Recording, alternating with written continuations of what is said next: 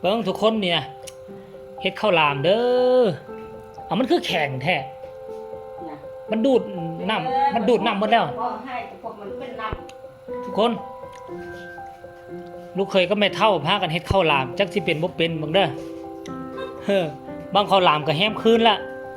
เป็นบ่เป็นก็มาส้มกันเดี๋ยวนี้เขาสิไปเอาไม้มาบัดนี้เอาไม้มาใส่เฮ็ดกองไฟก่อนเอาไม้มาแล้วก็มันสิมาหายข้าวหลามหายแล้วก็พากันเอามาสู่ออกมาออกมาออกมานี่ไม้นะนี่ได้ทุกคนนะแม่เฒ่าเกี่ยมไว้ละ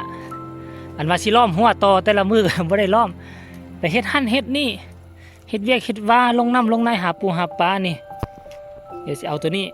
ไปใส่กล้องกกหมากอันนั้นเฮาหั่นกกหมากมีมันเป็นเดินอยู่หั่นน่ะแล้วเฮาก็สิเผาสละวาเอาท่าแป๊บนึงเด้อทุกคนเด้อเอาทุกคนสำเร็จเสร็จสิ้นดังแบบนี้แล้วก็เอาโอ่งหันมาใส่เอาเหล็กมาพาดเครื่องกลางหั่นแล้วก็เอาบังข้าวหลามเฮาซุ้มใส่เดี๋ยวมาลุ้นมึงดูมันจะได้หรือบ่ได้นี่มีแต่6บังน้อยซื่อๆดอกมันก็บ่ได้หลายหยังเอาโอ้ยนี่นะหุงบ่โอ้หุงเสยไปหายก่อน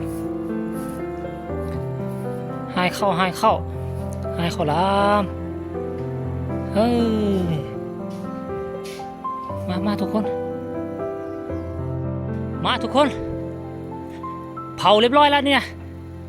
ปูดออกมาแล้ว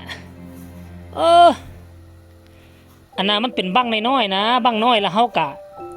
คันบ่ทางมันสัมผัสบ่เข้าบัดทางสัมผัสว่า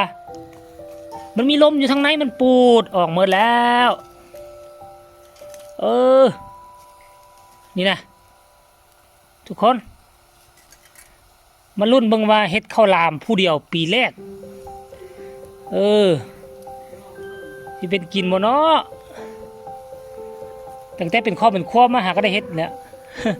หาก็ได้เฮ็ดเทื่อเดียวแหละเป็นครอบเป็นครัวมาน่ะนี่ทุกคนเห็นบ่คอยเฮ็ดคอยหุ่มไปบังไม้ไผ่เฮาไปเอาหมู่บ้านนี่อยู่บนดำปลา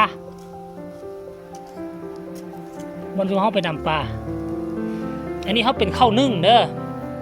ข้าวนึ่งขั้นก่อนนี้ว่าเป็นข้าวนะข้าวสารนี่มันจะดีกว่าเด้เขาเจ้าว่านะนี่เฮาเป็นข้าวนึ่ง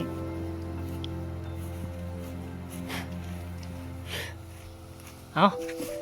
นางเบิ่งนู้นมันสิเป็นเอาได้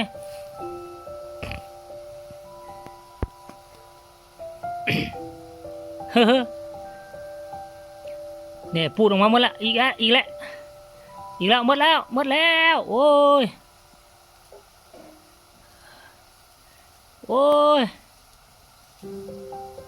เนี่ย